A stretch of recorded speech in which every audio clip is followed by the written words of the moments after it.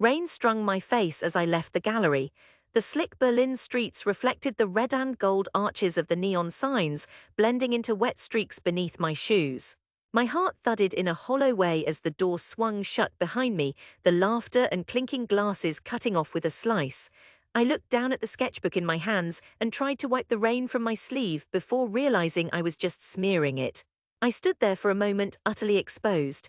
Inside, I had tried to show them, everyone, the gallery owner, her sharp cheekbones and sharper smile, the other painters, whose work looked like they had already given up inside. I offered my canvases, trembling, and watched her face curdle as she turned page after page. "You know," she said quietly but with no softness, "this isn't really us. There's something," she searched, too naive about these. "Too romantic," she handed me the folder. "Berlin likes rough edges, you're still painting dreams." People nearby smirked behind their wineglasses. I saw it all, the guy with the heavy chain-link necklace, two women in oversized suits leaning in. An older man whispered something and they laughed, a quick, dry sound. I could hear Tremere under their breath, and I almost said that Schumann wrote it in Berlin too, that dreams had a place here, but I didn't. I left. The rain washed over me as I walked down Invalidenstrasse. My shoes squelched. I pressed the sketchbook to my chest, all I had really, and forced myself to walk with dignity, one step at a time, chin up.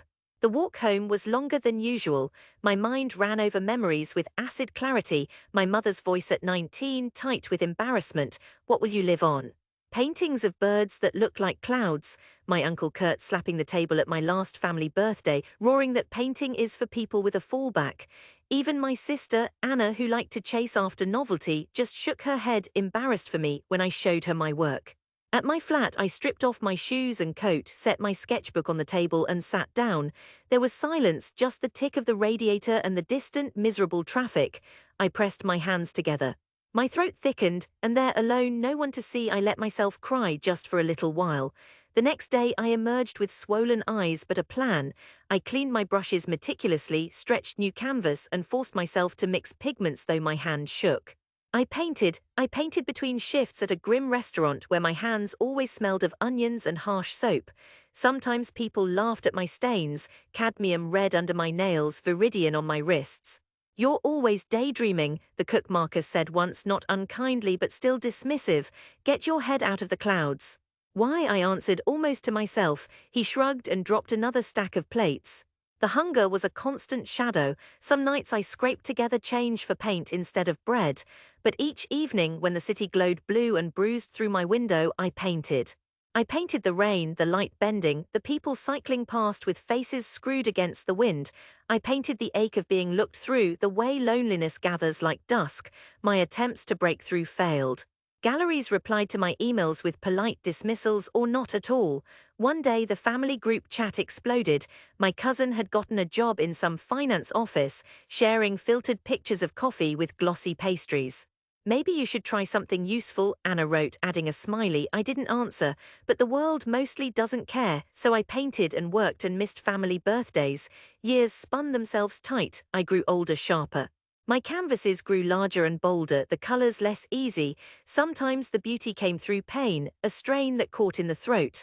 My luck, if you could call it that, turned one afternoon at the restaurant when a man in a checkered scarf tapped my arm. "Those doodles you do on receipts," he said, "they're interesting. What do you do really?" He introduced himself as Thomas, an illustrator. I invited him to my flat, blushing as I kicked laundry aside. He spent an hour looking through my stacks, silent at first, then more engaged. He invited me to a collective, a cracked concrete studio with other outcasts, experimental musicians, two muralists, a woman who made sculptures out of street trash. They didn't laugh, not at my dreams, not at my soft lines. They saw something. I could breathe. For the first time, someone hung up one of my paintings in a show, small, after hours, unofficial of course. Someone bought it. I cried in the bathroom, the cash in my hand trembling. Work remained hard. I took commissions. I painted murals on community center walls along Wedding, each one scraping more paint from my jeans. Thomas brought a curator friend who nodded at a few pieces, who told another friend.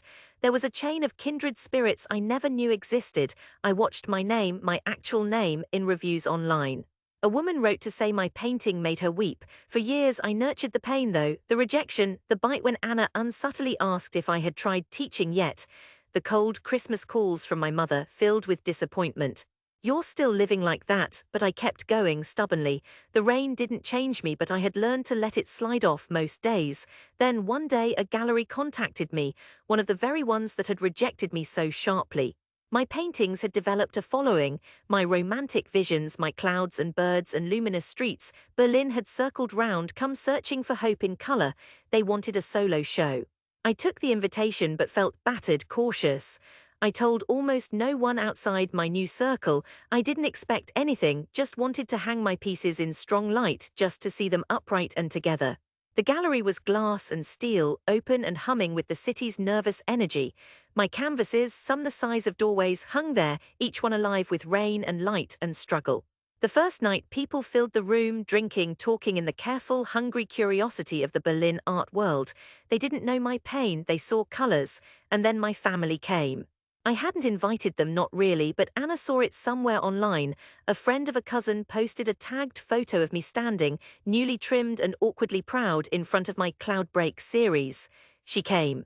She brought my mother, both dressed too formally for an East Berlin gallery. Even Uncle Kurt arrived, looking out of place in his heavy coat, brow furrowed. I saw them at the far end of the room, mouths tight, eyes narrowed as if searching for trickery. They clustered, uncertain at the threshold, as if reluctant to belong. Anna was the first to speak. I sensed her before I saw her. She called my name, halfway between a shout and a whisper. She sounded out of breath. I turned, heart tight with the old ache. "Hi, Anna." She blinked, taking in the sheer scale of the paintings, their riot of colors, blue and ochre and violet spilling behind me, telling every heartbreak and every morning I'd endured.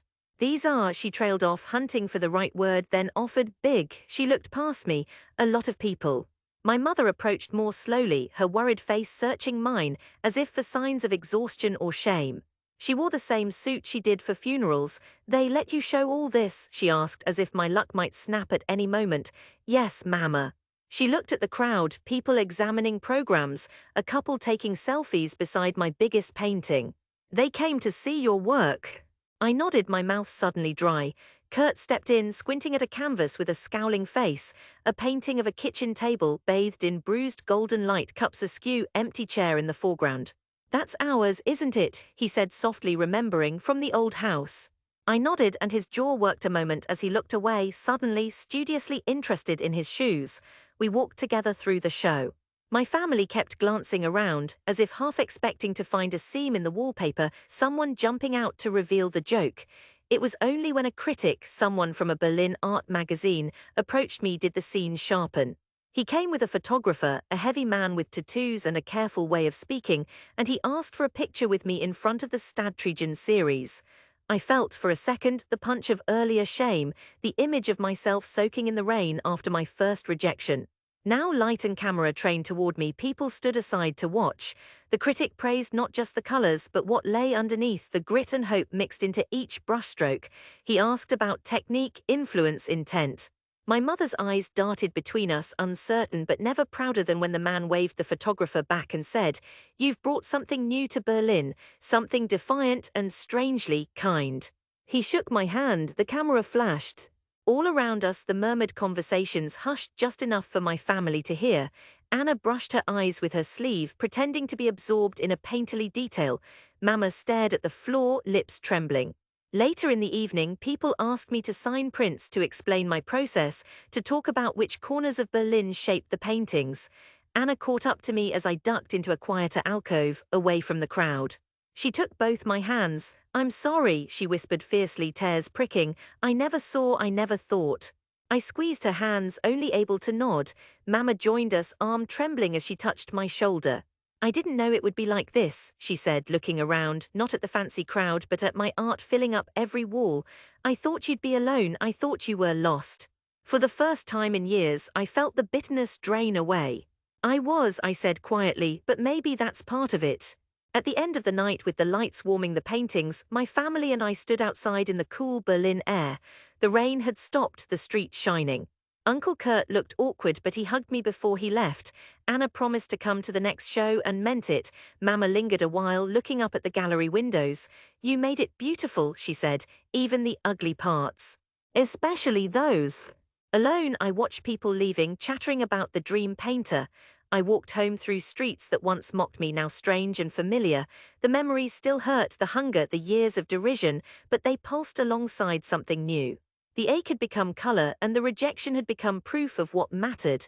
Back at my flat, I sat at the table. Outside, the city's lights glimmered on the river, and I knew I'd wake early again. There would be more to paint, more to try, still more edges to soften or sharpen, but I was no longer alone, no longer a secret scrabbling out of the rain. I had come back to them, family, city, and myself. And for once, when I closed my eyes, I dreamed without shame.